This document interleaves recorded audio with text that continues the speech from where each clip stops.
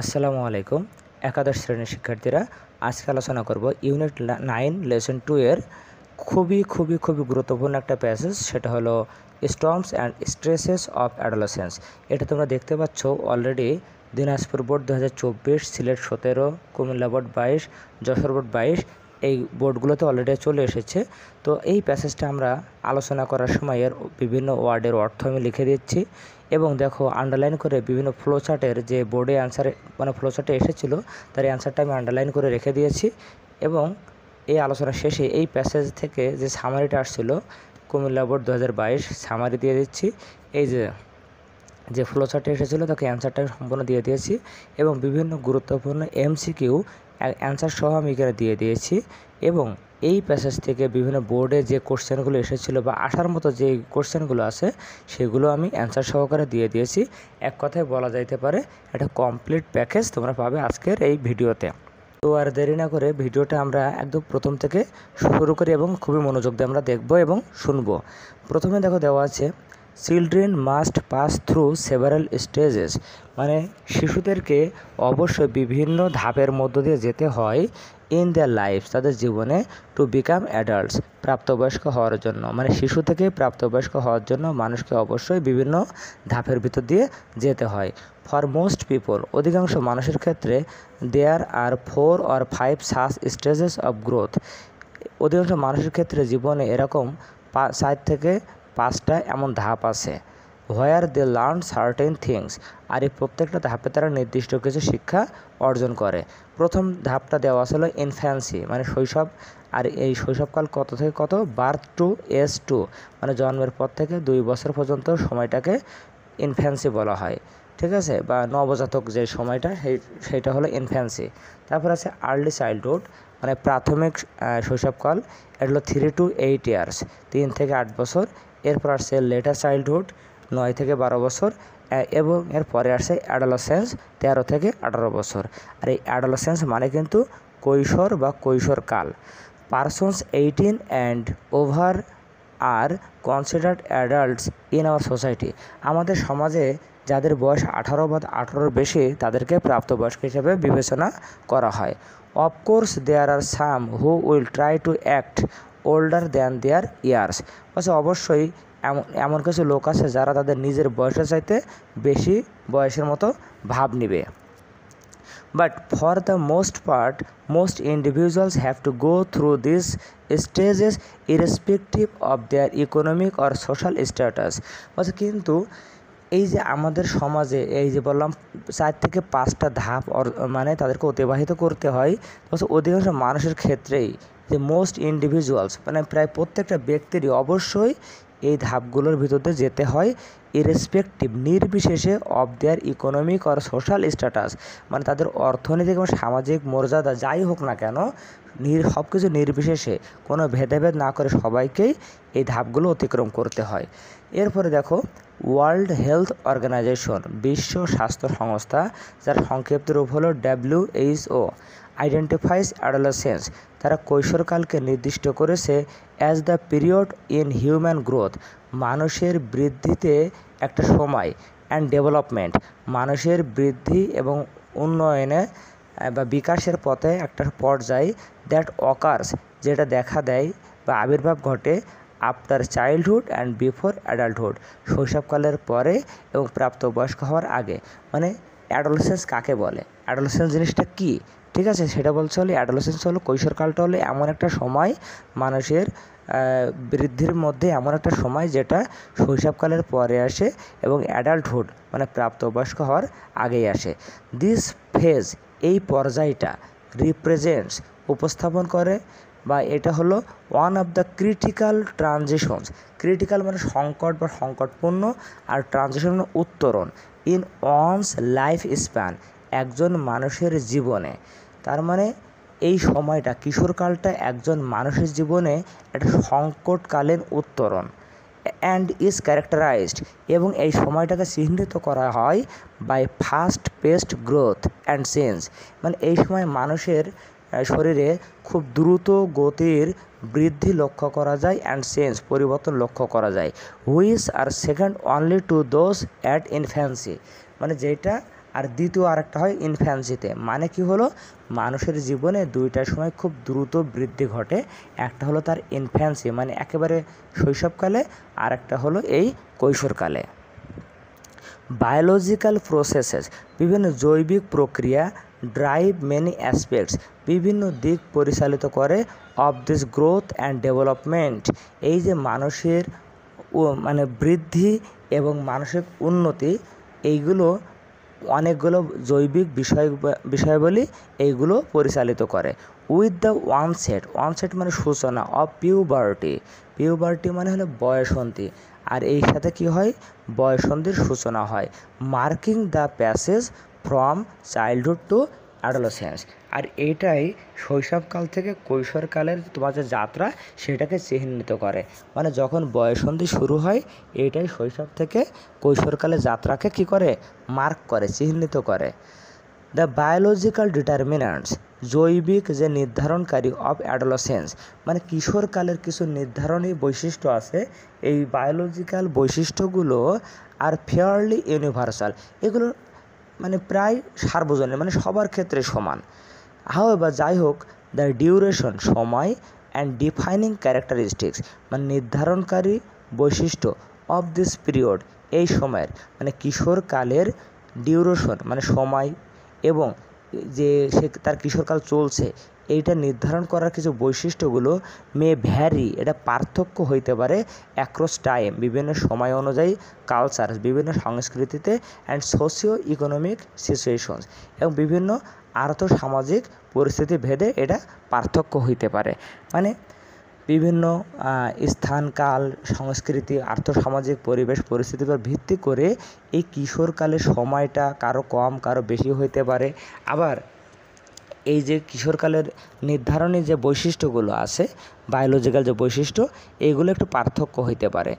This period has seen many changes over the past century, গত শতাব্দীতে এই সময়টা মানে কিশোরকালে যে আমাদের শরীরে যে পরিবর্তনটা হয় এর অনেক পরিবর্তন দেখেছে।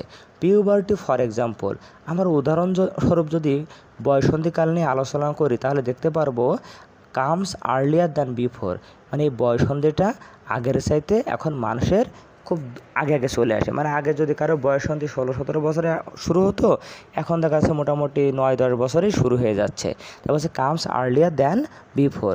পিপল ম্যারি লেট, হ্যাঁ এখন মানুষ বিয়ে করে দেরি করে।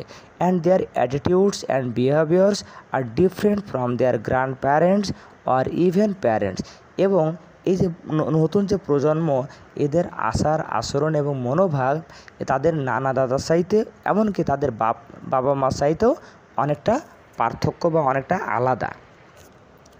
Among the factors responsible for the change are education, urbanization and spread of global communication.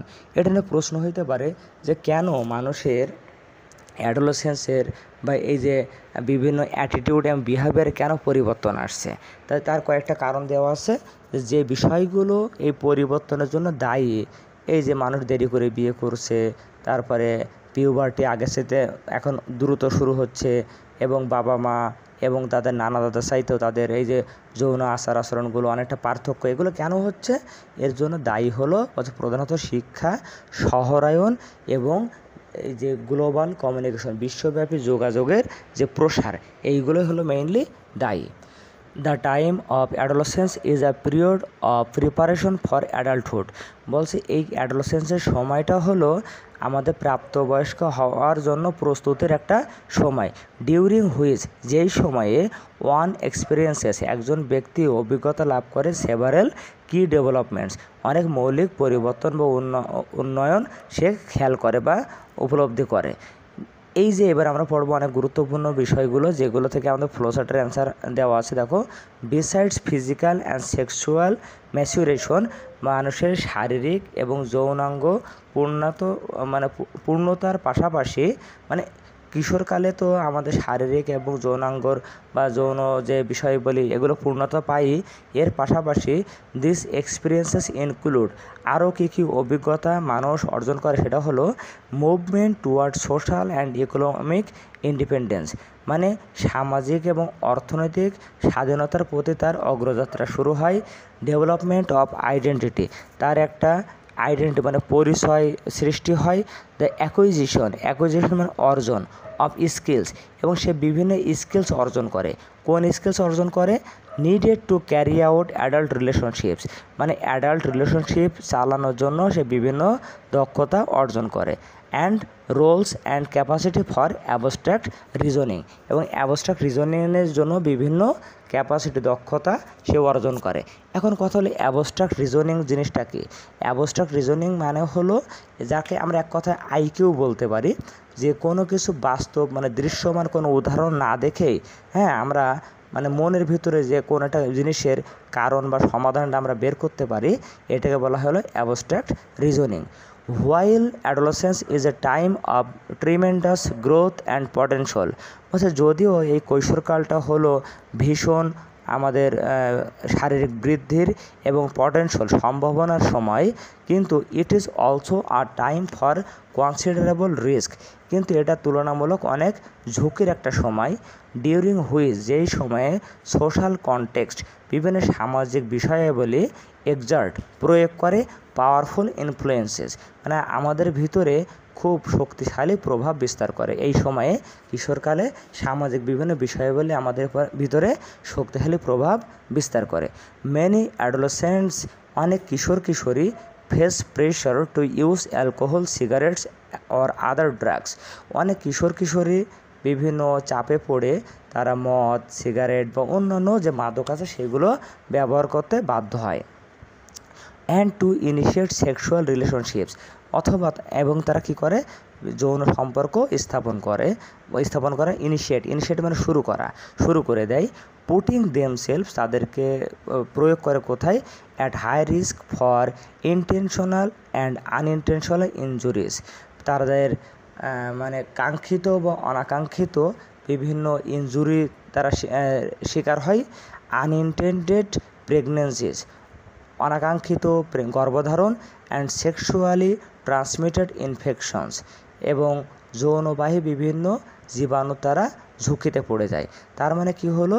বলছে দেখো, এতক্ষণ বললাম হলো কিশোরকালটা অনেক সম্ভাবনার এবং শারীরিক বৃদ্ধির একটা সময়, কিন্তু তারপরেও অনেকে যে বিভিন্ন মাদকে জড়িয়ে পড়ছে এবং অনেকে অবৈধ সেক্সুয়াল সম্পর্ক স্থাপন করছে, যার ফলে তারা ইনটেনশনাল বা আনইনটেনশনাল অনেক ইনজুরিতে পড়ছে। আবার আনইনটেন্ডেড মানে অনাকাঙ্ক্ষিত প্রেগনেন্সি ঝুঁকিতে পড়ছে এবং বিভিন্ন যৌনবাহী রোগে তারা শিকার হয়ে যাচ্ছে। তাই এই সেক্সুয়ালি ট্রান্সমিটেড ইনফেকশন আবার কি? তার একটা উদাহরণ দিচ্ছে দেখো, ইনক্লুডিং দ্য হিউম্যান ইমিউনোডিফিসিয়েন্সি ভাইরাস, যাকে সংক্ষেপে বলা হয় HIV. Okay, many also experience a wide range of adjustment and mental health problems, আবার অনেকে ব্যাপক পরিস্থিতিতে মানে অ্যাডজাস্টমেন্ট এবং মানসিক স্বাস্থ্যের বিভিন্ন সমস্যায় ভুগে থাকে। Behaviour patterns that are established during this period, এই সময়ে এই কালে মানুষের ভিতরে যে আচার আচরণের প্যাটার্নটা গড়ে ওঠে, such as the use or avoidance of drugs, যেমন কেমন আচরণ? মনে করো ড্রাগসের গ্রহণ অথবা ড্রাগস বর্জন, যেই অভ্যাসটা তোমার গড়ে উঠবে। And taking or abstaining from sexual risk, এবং যৌন ঝুঁকির নেওয়া বা এড়িয়ে চলা, এই যে অভ্যাসটা তুমি গ্রহণ করবা, can have long lasting negative and positive effects on future health and wellbeing, তার ভবিষ্যৎ স্বাস্থ্য এবং সুস্থতার উপরে এটা ইতিবাচক বা নেতিবাচক একটা প্রভাব ফেলবে। মানে কি, এই সময় তুমি যদি ড্রাগের প্রতি যদি অ্যাভয়েড করে চলো, তাহলে ভবিষ্যতে স্বাস্থ্যের উপর একটা পজিটিভ ইফেক্ট ফেলবে, আর তুমি যদি এটা গ্রহণ করো তাহলে নেগেটিভ ইফেক্ট ফেলবে। এটাই বোঝাতে চেয়েছে এখানে। অ্যাজ এ রেজাল্ট, ফলে adults have unique opportunities to influence adolescents. সুতরাং যারা প্রাপ্তবয়স্ক তাদের খুবই দারুণ সুযোগ আছে অ্যাডোলেসেন্টসদেরকে প্রভাবিত করার। Adolescents are different both from young children and adults. এই যারা কিশোর তারা কিন্তু একেবারে শিশুদের থেকে বা প্রাপ্তবয়স্ক মানুষদের থেকে সম্পূর্ণ আলাদা। স্পেশালি বিশেষ করে adolescents are not fully capable of understanding complex concepts. বিশেষ করে এই কিশোর কিশোরীরা মানে আমাদের সমাজে যে বিভিন্ন জটিল বিষয়াবলী আছে এগুলো বুঝতে তারা সক্ষম না। Aware the relationship between behaviour and consequences, এবং তাদের বিভিন্ন আচার আচরণ এবং সেই আচার আচরণের ফলাফলটা কি এই দুটোর ভিতরে সম্পর্ক তারা বুঝতে পারে না।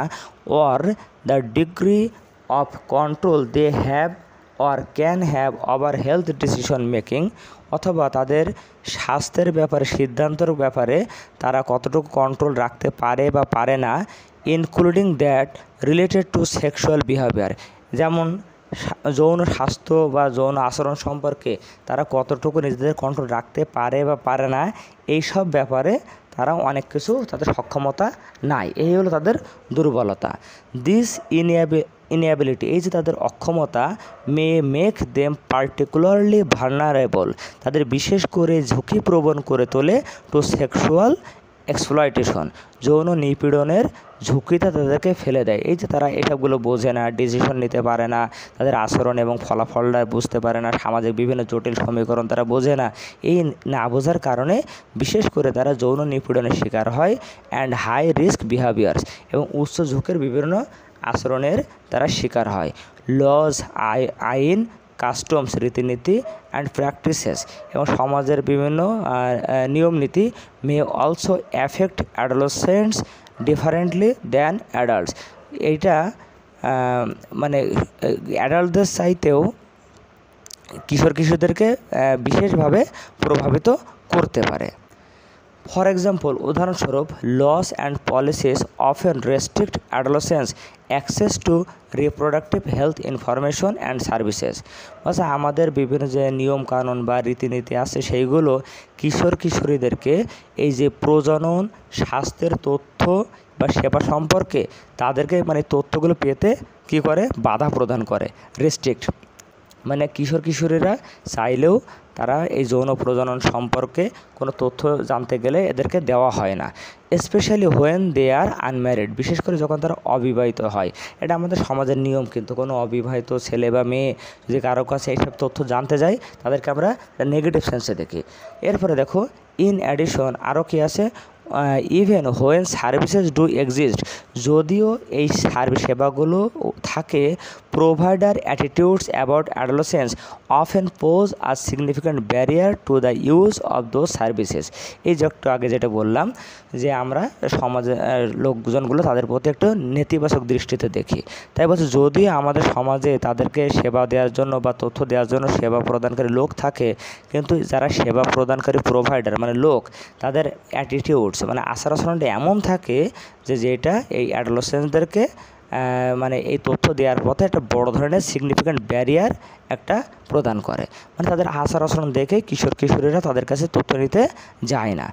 অ্যাডোলেসেন্টস ডিপেন্ড অন দেয়ার ফ্যামিলিজ, এই কিশোররা নির্ভর করে তাদের পরিবারের উপরে, দেয়ার কমিউনিটিস তাদের সমাজের উপরে, স্কুলের উপরে, হেলথ সার্ভিসেস স্বাস্থ্য সেবা প্রদানকারী সংস্থার উপরে, অ্যান্ড দেয়ার ওয়ার্ক প্লেসেস এবং তাদের কর্মসংস্থানে, to learn a wide range of skills ব্যাপক পরিস্থিতির মানে ব্যাপক পরিসরের দক্ষতা অর্জনের জন্য, দ্যাট ক্যান হেল্প দেম যেটা তাদেরকে সাহায্য করে, to cope with the pressures they face, মানে তারা এই বয়সে যে প্রেশার যে চাপটা অনুভব করে তার সাথে মানিয়ে নিতে তারা নির্ভর করে হলো এই পরিবার, সমাজ, স্কুল বা যেখানে কাজ করে সেটার উপরে তারা নির্ভর করে।